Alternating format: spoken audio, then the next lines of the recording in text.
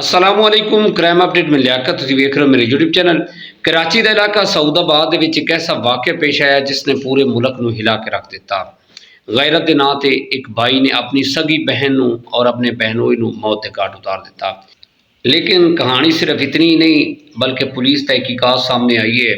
हैरान कुन हकीकत, इस कत्ल के पीछे गैरत नहीं बल्कि लाखों रुपए लेन देन, पसंद की शादी, खानदानी तनाज़ा। मुलजिम ने खुद वीडियो बयान दे विच इतराफ़ किया है। फिर सोशल मीडिया ते वीडियो वायरल हुई कि एक गैरत दे नां ते एक भाई ने एक अहम कदम उठाया। आखिर क्यों एक सगी बहन की जिंदगी छीन ली गई? क्यों मुहब्बत और पसंद की शादी दुश्मनी दे विच बदल गई? आखिर वो किहड़े राज हैं जिन्हां दे जवाब पर्दे के पीछे हैं? अज इस टॉपिक ते मुकम्मल तफसील नाल डिस्कस करांगे। साडे चैनल सबसक्राइब करो, बेल आइकन बटन प्रेस करो और कमेंट दे विच इज़हार ख्याल लाजमी करना।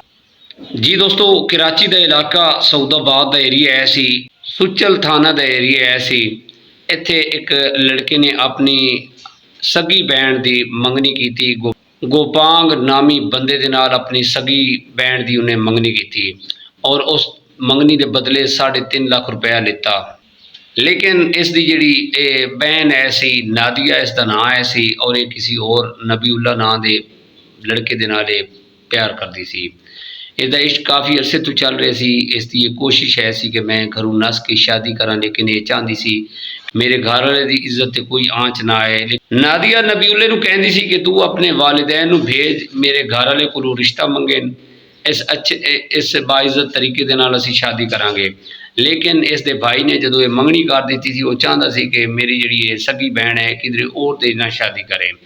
इन्हें पैसे लैके वो खर्च कर लेते। गोपांग नूं जदों पता चलिया, नादिया नूं जदों पता चल गया कि मेरी इन्हें मंगनी कर दी है भाई ने, तो हुण इन्हें मेरी रुखसती कर देनी, शादी उस नाल कर देनी गोपांग दे नाल। उसनूं मौका मिलिया, उस मौके की मुनासबत दे नाल नबीउल्ले दे नाल उन्हें फरार होकर कोर्ट मैरिज कर ली।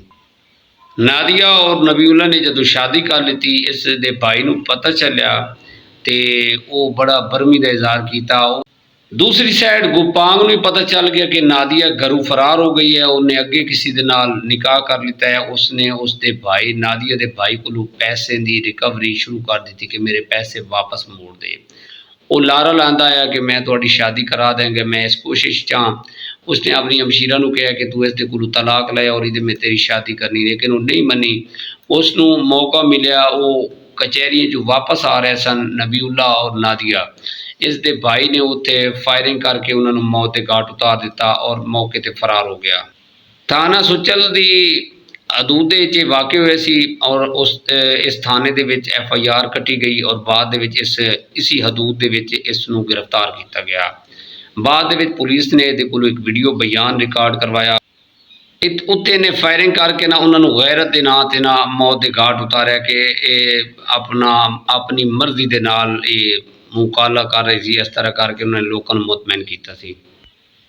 इस कतल करन तो बाद इसके जिहड़े भाई है, इसका भाई है सी, उसने इस कतल नूं गैरत दा रंग दे दिता और पुलिस ने इसनूं जदों गिरफ्तार किया, वीडियो बयान दे विच ने रिकॉर्ड कराया कि मैं 3.5 लाख रुपया एक गोपाल नामी बंदे को ले सी और अपनी बहन की मंगनी नादिया की उसके नाल कीती है सी।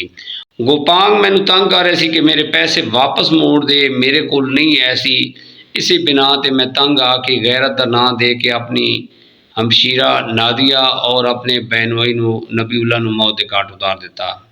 और सोशल मीडिया ते इन्होंने गैरत के नां ते जनाब बयान रिकॉर्ड करवाया कि मैं गैरत के नां ते 2 कतल किए ने, अपनी हमशीरा का और अपने बहनोई का। और बाद दे विच इसनूं पुलिस ने गिरफ्तार किया है। पुलिस ने इहदे कोल बयान रिकॉर्ड जिहड़े करवाए ने, उहदे विच इन्होंने अपना इतराफ़ कर लिया कि मैं ये गलती की है। नादिया की ये पसंद की शादी ऐसी जिहड़ी उसनूं मौत की तरफ धकेल के लै गई। कितने बड़े अफसोस की गल है कि इन्हें अपनी हमशीरा नूं 3.5 लाख दे विच बेचिया। जदों उदों गल नहीं बनी, उदे वो नादिया नहीं मनी, फिर इन्हें दूसरा रंग दिता है, गैरत दा रंग दे के इन्हां दोनों नूं मौत के घाट उतार दिता। देखने कि इसनूं अदालत की सज़ा देंदी है।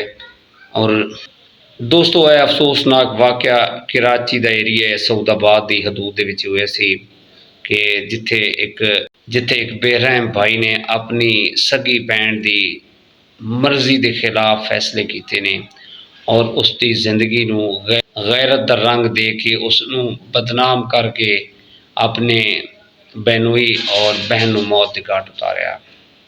इसे पैगाम के नाल सानूं इजाजत दो। अपना ढेर सारा ख्याल रखा है। खुदा।